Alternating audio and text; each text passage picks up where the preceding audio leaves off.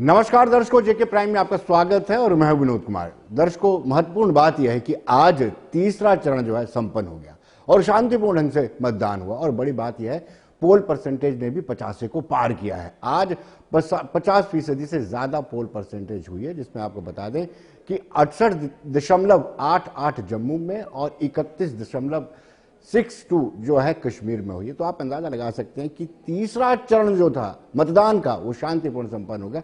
छिटपुट घटनाएं, इक्का दुक्का शिकायतें, मॉडल कोड ऑफ कंडक्ट की वायलेशन, इस तरह की शिकायतें अक्सर आती रहती हैं, लेकिन इतनी बड़ी कोई शिकायत भी नहीं आई है। लेकिन कुल मिलाकर ये देखा जाए कि तीसरा जो चरण था वो संपन्न हो गया और शांतिपूर्ण ढंग से।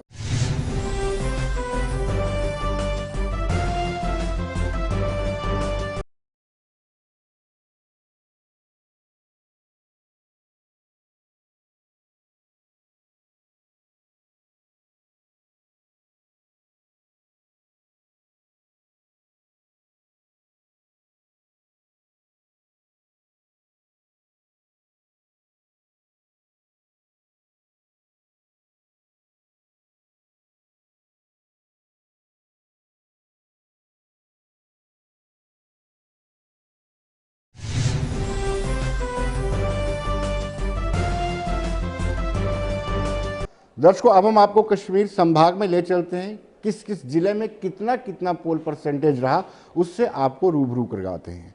कुलगाम की बात करें तो 64.45 64.45% पोल परसेंटेज हुआ। बांदीपुरा की बात करें तो 56.73% पोल परसेंटेज रहा। बड़गाम में 50.18, कुपवारा में 46.25, बारामूला में 30.94, गांदरबल में 24.69, शोपियां में 22.68, अनंतनाग में 21.64 और पुलवामा में बिल्कुल कम पोल परसेंटेज रहा है, 10.87। कश्मीर संभाग की बात करें तो पुलवामा में सबसे कम पोल परसेंटेज रहा है। अब हम जम्मू संभाग की बात करते हैं, रियासी लिए चलते हैं और रियासी में 75.20% मतदान हुआ है। राजौरी की बात करेंगे तो 72.81% मतदान हुआ है। पुंछ में भी 72 को टच किया है, 72.18। जम्मू जिले की बात करें तो 70.44% मतदान हुआ है। किश्तवाड़ में 70.35, सांभा में 70.15, रामबन में 64.79, कठुआ में 62.18 और डोडा में 59.51 यानी 59.51 पोल परसेंटेज रहा है। तो आप अंदाजा लगा सकते हैं कि तीसरे चरण में पिछले दो चरणों के मुकाबले में बेहतर पोल परसेंटेज।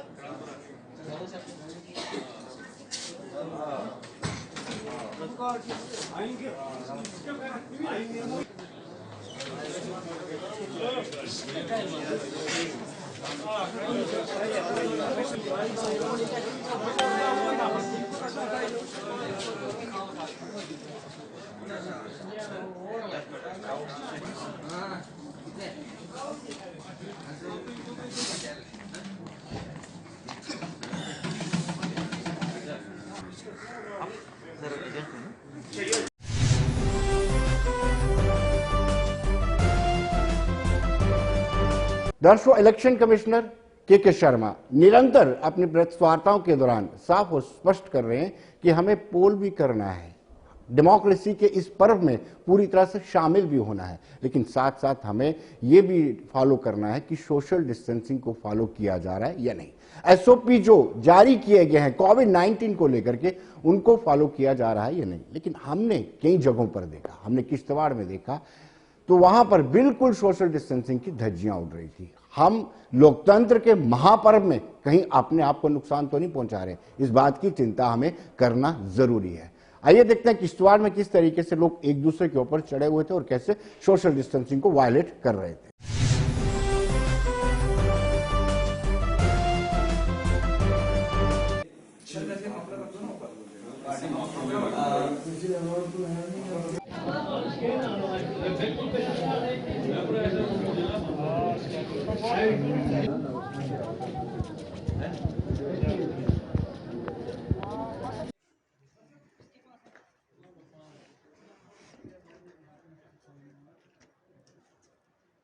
हाँ आते जाओ आगे आओ।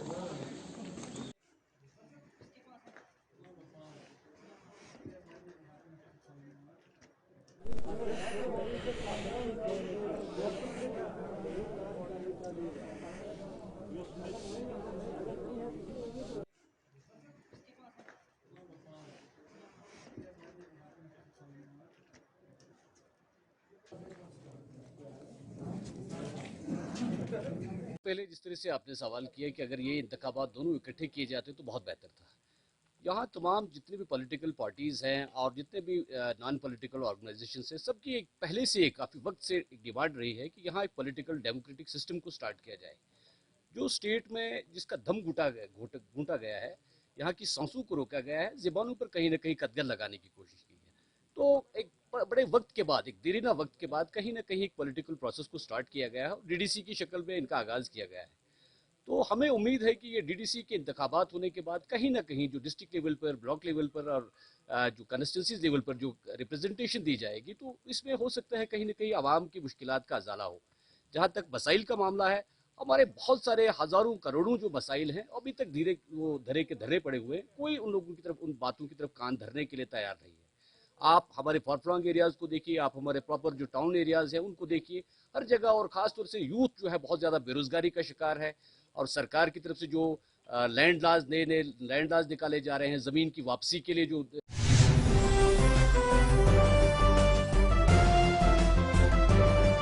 दर्शकों, इसी तरह से हमने राजौरी में भी देखा, मतदान की खुशी है क्योंकि ये लोकतंत्र का पर्व है और लोग चाहते हैं कि अपने जिले के विकास को लिए वो अपने अच्छे नुमाइंदे को चुने। लेकिन साथ साथ में हमें यह भी ध्यान रखना है कि कहीं हम सोशल डिस्टेंसिंग को वायलेट तो नहीं कर रहे। बार बार प्रधानमंत्री भी कहते हैं कि 2 गज की दूरी, मास्क जरूरी और हाथ को सैनिटाइज करना है, लेकिन इसमें हमने देखा कि कहीं ना कहीं कोताही बरती जा रही है। इस कोताही को दूर करने की आवश्यकता है।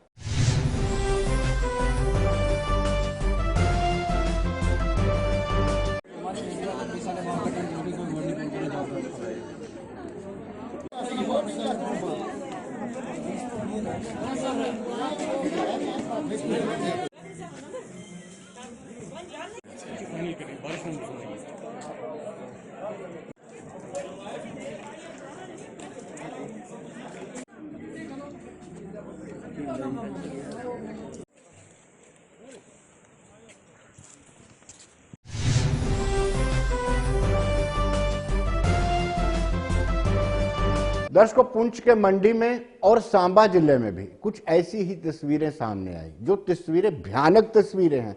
हम इसको लाइटर वे में नहीं ले सकते क्योंकि आज भी 500 से ज्यादा केस मामले सामने आए हैं पॉजिटिव जम्मू से।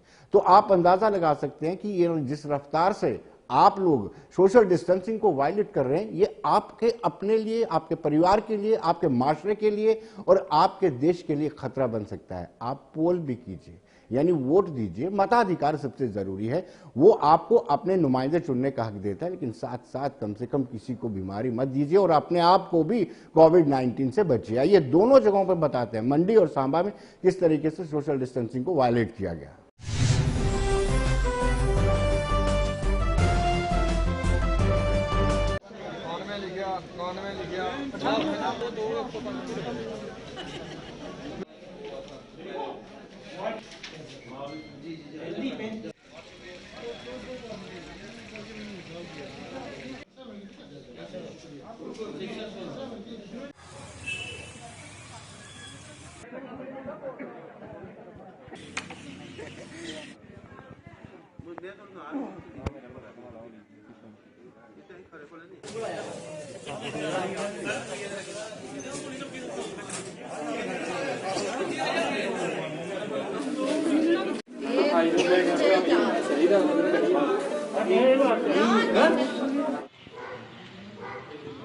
तो नहीं है, वो तो अपनी अपनी इस वक्त शनाख्ती जंग लड़ रहे हैं लोग।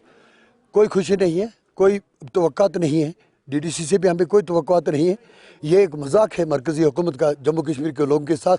जम्मू कश्मीर के लोगों ने 3 जगहों पे मिलिटेंसी में हमेशा अपने मुल्क का साथ दिया, उसका सिला हमें मिल रहा है। टॉर्चर किया जा रहा है, हमें इलेक्शंस के मैदान में झोंक दिया गया है, हमारा मजाक उड़ाया जा रहा है। We are not expecting anything इससे, ये जो so far as DDC election concern. इसके बाद हमने सुना चौकीदार का इलेक्शन हो रहा है, नंबरदार का हो रहा है। ये एक मजाक उड़ाया जा रहा है। मैं मरकजी सरकार से कहूँगा, बीइंग एन इंडियन, कि ये this is not in the interest of our country. ऐसा मजाक मत उड़ाओ, हर चीज़ की एक हद होती है। अगर आप सच्चे हो, ईमानदार हो, अगर सिंसियर हो, तो फिर इलेक्शन करो। असेंबली हमें स्टेट वापस दे दो, स्टेट असेंबली का इलेक्शन लड़ो, फिर उसके बाद कोई डेवलपमेंट हो सकती है। बाहर दुआई दे रहे हो इंटरनेशनल मीडिया में, नेशनल मीडिया में, कि यहाँ पे तरक्की हुई है। I just want to convey my message to public of India that यहाँ पे तरक्की के नाम पे मजाक हुआ है।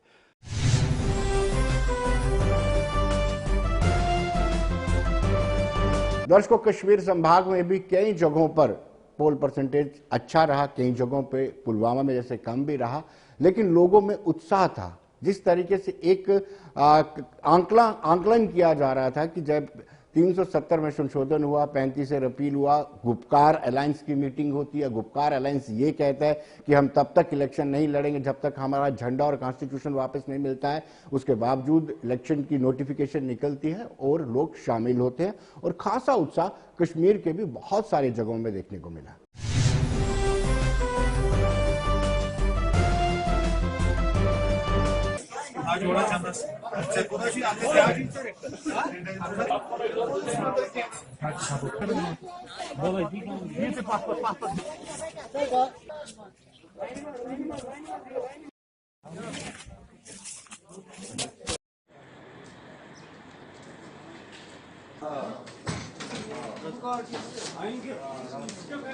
पिछले 70 सालों से कश्मीर की आवाम पिस रही है।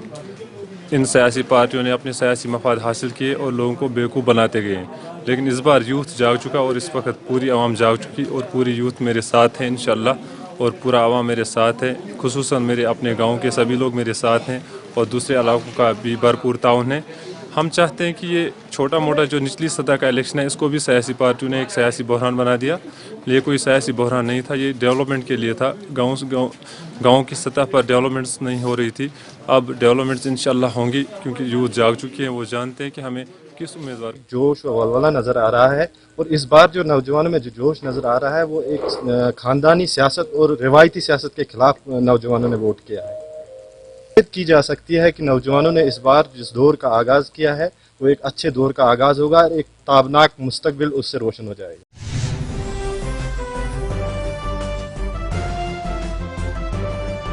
दर्शकों, अब हम चुनाव प्रचार की बात करेंगे तो अनुराग ठाकुर जो प्रचार प्रमुख है यहाँ के जम्मू कश्मीर में DDC चुनाव को लेकर के, वो प्रचार को लेकर के प्रमुख है। और उन्होंने आज रियासी में जनसभा को संबोधित किया, और जनसभा के दौरान उन्होंने कहा कि 370 हटने 35 से रिपील होने के बाद पहली बार ST कम्युनिटीज को फॉरेस्ट के राइट मिले हैं। आइए देखते क्या कहना है उनका।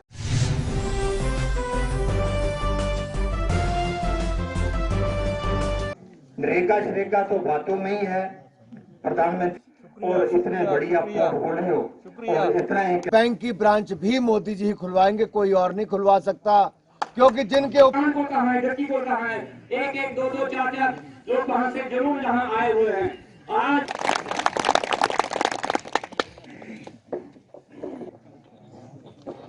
भारत माता की, भारत माता की, भारतीय जनता पार्टी। अब जब अनुच्छेद 370-35 से हटा है आर्टिकल, तो इसके बाद ये फॉरेस्ट एक्ट यहाँ पर लागू हो गया है। अब अपने जो गुज्जर भाई और बाकी सब है, इनको सब लाभ मिलेंगे फॉरेस्ट एक्ट के। अब गुज्जर भाइयों को ये बताना चाहिए जो जन ये मैं बोलना भूल गया। आज कोई नहीं पीछे, आप न्यूज़ हर कोई सुनता है। प्रचार करने आए थे, क्या कुछ लगता है कितना पिछड़ा हुआ इलाका है, तो लोगों की समस्याओं के हल होते हुए दिखेंगे? जिज बगली के हमारे लोकप्रिय उम्मीदवार अब्दुल रशीद जी के कैंपेन के लिए मैं आया, और इस इलाके में मैंने देखा कि दूर दूर तक घर नज़र नहीं आते, लेकिन उसके बावजूद इतनी भीड़, सैकड़ों लोग इकट्ठे हुए। ये दिखाता है लोगों का विश्वास लोकतंत्र में है। लोग नए और अच्छे प्रतिनिधि चुनना चाहते हैं। लोग मोदी जी के साथ विकास करना चाहते हैं। लोग भारतीय जनता पार्टी के उम्मीदवारों को जिताकर सत्ता में लाना चाहते हैं। लोग चाहते हैं कि जो दिल्ली से पैसा आए उसका सदुपयोग होकर इलाके के विकास के ऊपर खर्च हो। लोग आतंकवाद को और अलगाववाद को हराकर लोकतंत्र को मजबूत करना चाहते हैं, वोट देना चाहते हैं।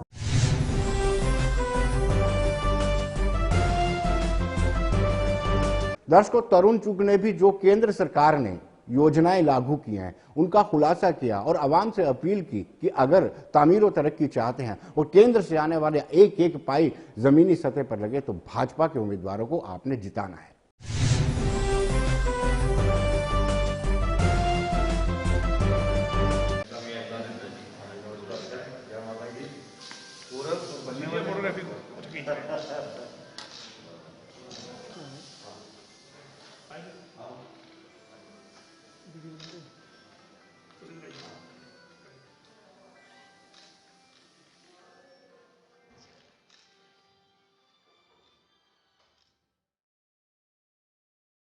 दो पार्टियां जम्मू कश्मीर को पिछले 7 दशकों से लूट रही थी। मैं पूछना चाहता हूं फारूक अब्दुल्ला साहब से, महबूबा जी से, कि नरेंद्र मोदी जी ने 6 साल में जम्मू कश्मीर के हजारों घरों पर गैस कनेक्शन पहुंचाया, आप क्यों नहीं पहुंचा पाए?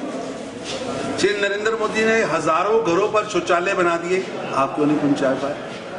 लाखों बहनों के अकाउंट में 500 रुपया पहुंचा दिया, आप क्यों नहीं पहुंचा पाए? 2-2 हजार रुपये हर किसान को पहुंचाया, आप क्यों नहीं पहुंचा पाए? मैं पूछना चाहता हूं महबूबा जी से कि ये जो ड्रामेबाजी है अब्दुल्ला साहब की, आपकी, ये चुनाव गरीब के जीवन में परिवर्तन लाने वाला चुनाव है कि गरीब के जीवन में नरेंद्र मोदी जी ने परिवर्तन ला के दिखाया और आप 7 दशकों से फेल हैं, वो 6 साल में उन्होंने करके दिखाया। लगभग 10 करोड़ परिवारों में शौचालय पहुंचाए, 40 करोड़ गरीबों को बैंक से जोड़ा, देश के अंदर सड़कों का जाल बनाया। अब हर व्यक्ति की इंश्योरेंस जम्मू कश्मीर में उन्होंने हेल्थ इंश्योरेंस की है 5 लाख रुपए की। ये अपने आप में गरीबों के जीवन में एक बहुत बड़ा परिवर्तन नरेंद्र मोदी जी के समय में आया है, लेकिन 7 दशकों का एक भी हिसाब ना अब्दुल्ला एंड सन्स के पास है, ना मुफ्ती एंड सन्स के पास है। उनको जम्मू कश्मीर की जनता को हिसाब देना होगा।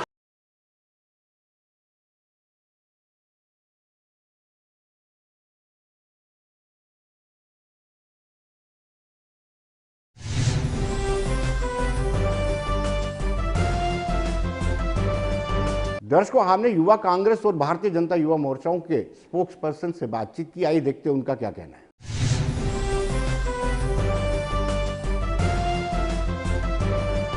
दर्शकों, डीडीसी के चुनाव आपको बताते चले कि बड़े इंपॉर्टेंट है और इसी चुनावों पर हम चर्चा करेंगे क्योंकि इंपॉर्टेंट इसलिए है 370 में संशोधन हुआ 5 अगस्त 2019 को, 35 से रिपील हुआ, फिर स्टेट से यूटी बनी। ये सारी चीजें इंपॉर्टेंट है। उसके बाद पहली मर्तबा डीडीसी का इलेक्शन होना, ये अपने आप में बड़े मायने रखते हैं। चर्चा करेंगे।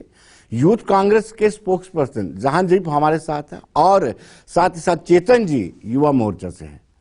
आपका भी स्वागत है और आपका भी स्वागत है। इत्तेफाक देखिए, चेतन जी रिसेंटली कांग्रेस को छोड़ करके युवा मोर्चा में है। शुरुआत आप ही से की जाए। चेतन जी, इस वक्त आपके लिए ये बड़ा मुश्किल नहीं बन गया कि अगर वर्डिक्ट आपके अगेंस्ट जाता है तो ये मान लिया जाए कि कहीं ना कहीं जो फैसले आपने 5 अगस्त को लिए थे 2019 को, उसको लोगों ने आउटराइटली रिजेक्ट कर दिया है? देखिए विनोद जी, जो फैसला हमने 5 अगस्त 2019 को लिया है जी, और जो परसेंटेज वोटिंग की हो रही है जी, उस हिसाब से पता चलता है कि जो फैसला है वो निश्चित तौर पर भारतीय जनता पार्टी के ही पक्ष में जाएगा जी। इसमें कोई दो राय नहीं है, क्योंकि एक तरफ जहां पे आप देख रहे हैं राष्ट्र विरोधी ताकतें जी, गुपकार गैंग जी, एक तरफ राष्ट्र के समर्थन में और राष्ट्र के राष्ट्रवादी पार्टी भाजपा, और लोग इतने समझदार है ही है, उनको पता है देश के लिए क्या अच्छा है और क्या बुरा है जी। तो इसमें तो कोई दो राय है ही नहीं और हम पूरी तरह से आश्वस्त है जो फैसला है भारतीय जनता पार्टी के ही पक्ष में होगा। जी डॉक्टर साहब, आप सुनाए, आप गुपकार अलायंस के साथ हैं कि नहीं? इन्होंने राष्ट्र विरोधी कहा है गुपकार अलायंस को। जी देखिए, सबसे पहले तो आपके चैनल के माध्यम से ये स्पष्ट कर दूं कि Congress is not part of Gupkar alliance. Okay, आपने सीटें छोड़ी हैं वैसे? नहीं, Congress is not part of Gupkar alliance, ये मैं स्पष्ट कर दूं। दूसरी चीज मैंने पहले भी कही और अब भी कह रहा हूं कि एक पार्टी के स्पोक्स पर्सन को या इनके पार्टी के वरिष्ठ नेता को लेजिटिमेट पॉलिटिकल पार्टीज के लिए गैंग शब्द का इस्तेमाल करना शोभा नहीं देता है। चलिए they all are legitimate political parties who have contested elections and इनके साथ दोनों पार्टीज ने इससे पहले सरकार में रहे हुए हैं। उमर साहब इनके कैबिनेट के इनके टाइम में कैबिनेट में रहे हैं और मुफ्ती साहब के साथ तो इनका साझा चूल्हा था। तो ये उन पर सवाल कैसे उठा सकते हैं, मुझे ये समझ नहीं आती है। रहा सवाल इनकी राष्ट्रवादी राष्ट्रभक्ति का, तो मैं फिर से एक बार कह दूं कि हमें किसी से सर्टिफिकेट की जरूरत नहीं है।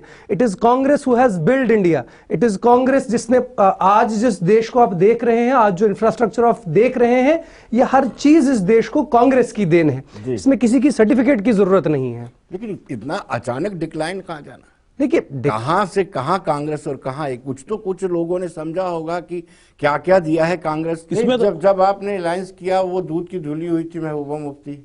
जब आपने उमर अब्दुल्ला को यूनियन कैबिनेट का हिस्सा बनाया, एमओएस बनाया, तब वो दूध के धुले हुए थे। अब अगर वो बात चाइना की बात करते हैं, तिरंगे की बात करते हैं, तो अब वो लगते हैं कि राष्ट्र विरोधी हैं। लेकिन देखिए, जब वो भारतीय जनता पार्टी के एक हिस्सा थे, कैबिनेट में थे, एमओएस थे, तब क्या उनकी तरफ से ऐसा कोई बयान आया था? तब तो ऐसा कोई बयान नहीं था उनकी तरफ से। तो ये तो बयान अभी आ रहा है क्योंकि इनकी एक बौखलाहट है। 370 और 35A के ऊपर ये राजनीति करते थे।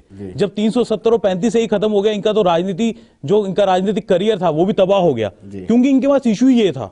अब ये लोगों को बेवकूफ बना रहे हैं, तिरंगे के ऊपर, कभी किसी चीज के ऊपर, ये लोगों को अब बता रहे। जी विनोद जी, इनकी तीनों बातों का एक एक करके जवाब दूंगा। पहली बात इन्होंने कही सीट शेयरिंग का मतलब क्या होता है। सीट शेयरिंग का मतलब होता है करगिल डेवलपमेंट काउंसिल में भारतीय जनता पार्टी और नेशनल कॉन्फ्रेंस ने जो किया उसे कहते हैं सीट शेयरिंग। स्पष्ट सा मतलब है सीट शेयरिंग का। इन्होंने कहा कि आइडियोलॉजीज के साथ कॉम्प्रोमाइज होता है। ये बिहार में सीट शेयरिंग करते हैं, वहां पर कॉम्प्रोमाइज नहीं होता है। ये साउथ में अपनी आइडियोलॉजी के साथ कॉम्प्रोमाइज करते हैं, उसमें सीट शेयरिंग का मसला नहीं होता है। यहां पर जिन पार्टीज के साथ कांग्रेस हाथ मिला ले वो राष्ट्र विरोधी, किसान के साथ खड़े या नहीं खड़े। एक सवाल बनता है, पूछा जाए आपसे एक सवाल जी, आप जो गुपकार अलायंस है वो भी सारी यही चीजें कह रहे हैं। अनकॉन्स्टिट्यूशनल वे के साथ इस 370 में तरमीम की गई, 35A को हटाया गया। मतलब आपकी विचारधारा उनके साथ बिल्कुल मिलती जुलती है, फिर उनके लिए आप सीट भी छोड़ रहे हैं। कई जगहों पे मैं नंबर ऑफ एग्जांपल्स भी आपको दे सकता हूं। तो फिर आप हिस्सा नहीं हुए तो क्या हुए? देखिए, मैंने आपको डर लगता है नहीं जी देखिए, डर लगने की कहेगा तो सूर्य वाला को बोलना पड़ेगा। जी देखिए, इसमें डर लगने की बात ही नहीं है। पार्टी लाइन ना संबित पात्रा के कहने पे चलती है, ना किसी और के दबाव से हम चलते हैं। हमारी पार्टी लाइन पहले दिन से स्पष्ट थी।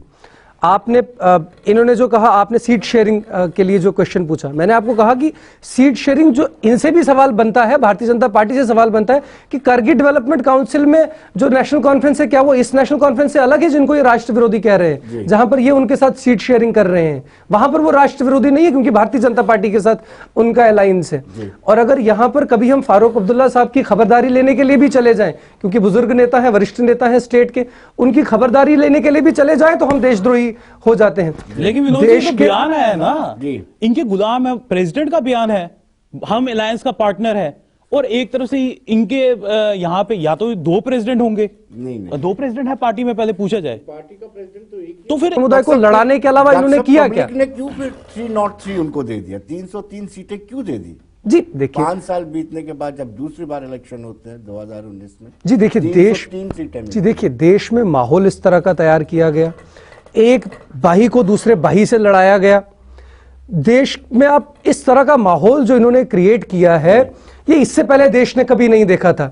इससे पहले कभी आपने किसी को मीट खाने पर मारते हुए नहीं किसी को देखा था। इससे पहले एक भाई दूसरे भाई की शक्ल देख के राजी नहीं, ये नहीं देखा गया था। हम तो भारत में अभी भी हम सेकुलरिज्म, इंदिरा गांधी ने इमरजेंसी लगाई थी, वो क्या था? जी देखिए, आप दैट मींस आप अपने कत्लेआम को जस्टिफाई करते हैं। आप अपनी, अगर आपकी पार्टी, आप पे आरोप लग रहा है कि आपने देश में माहौल ऐसा बना दिया है। बिल्कुल बिल्कुल विनोद जी, देखिए फखर से कह रहे हैं कि बिल्कुल बना दिया है। बिल्कुल विनोद जी, इनके लिए तो हमने माहौल बना दिया है क्योंकि पत्थरबाजी रुक गई है, श्रीनगर एक शांत हो रहा है, वहां पे क्या बोलते हैं, जम्मू में ज्यादा से ज्यादा हम ये डीडीसी इलेक्शन करा रहे हैं जो 70 सालों में आज तक हुए नहीं। डेवलपमेंट हुई है, IIM IITs जम्मू में दिए हैं, ये भारतीय जनता पार्टी ने दिए हैं। देश में IITs IIMs की बुनियाद रखने वाली पार्टी कांग्रेस है।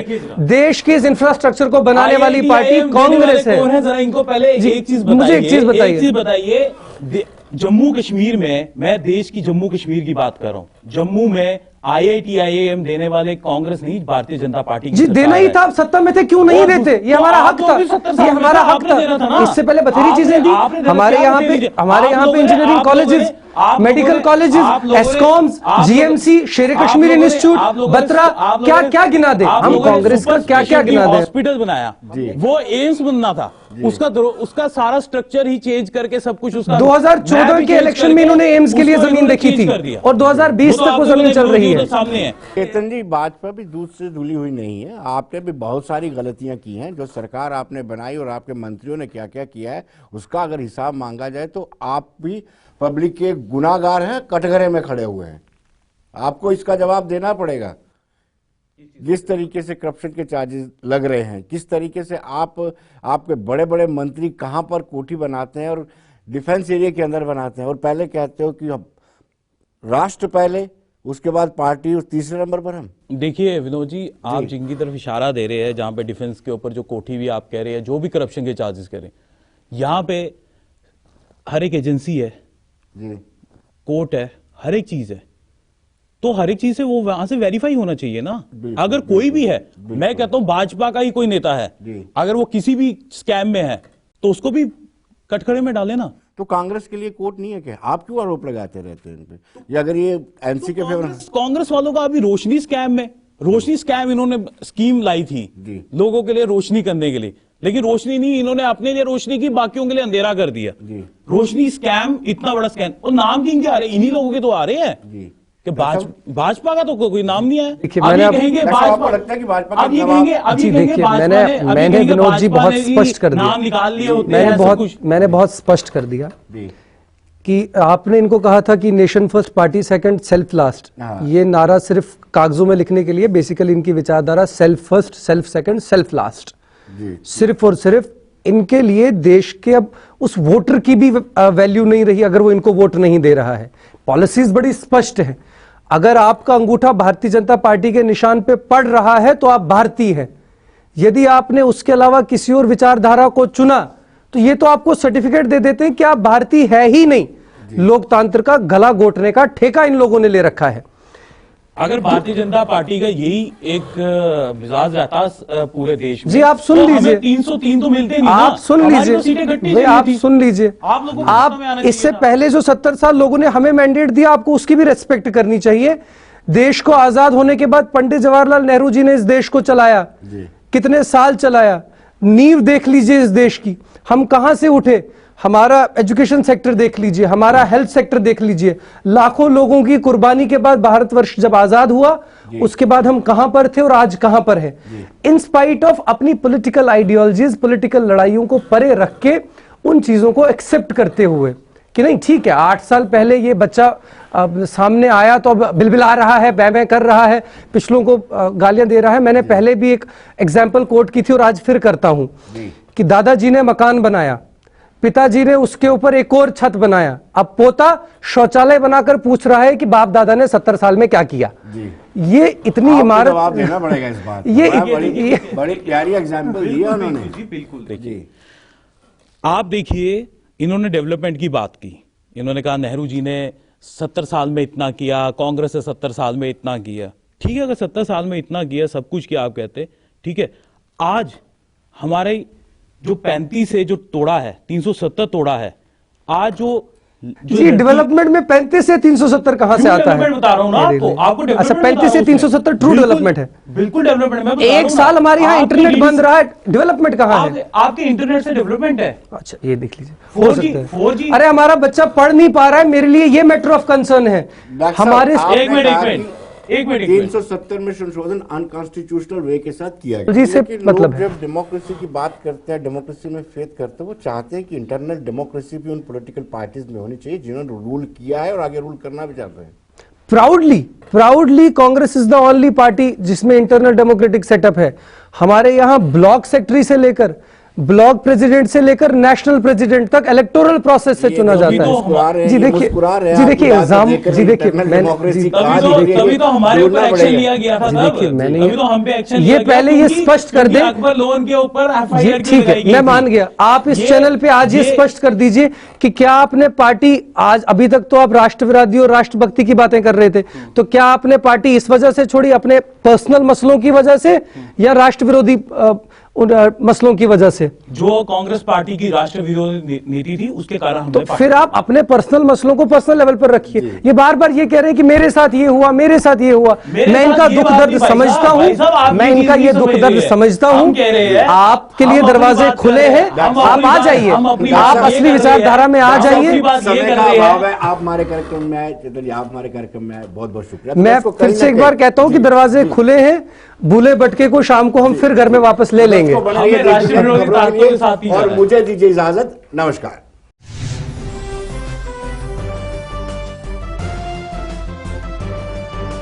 तो दर्शकों बने रहिए देश दुनिया की खबरों के लिए और मुझे दीजिए इजाजत, नमस्कार।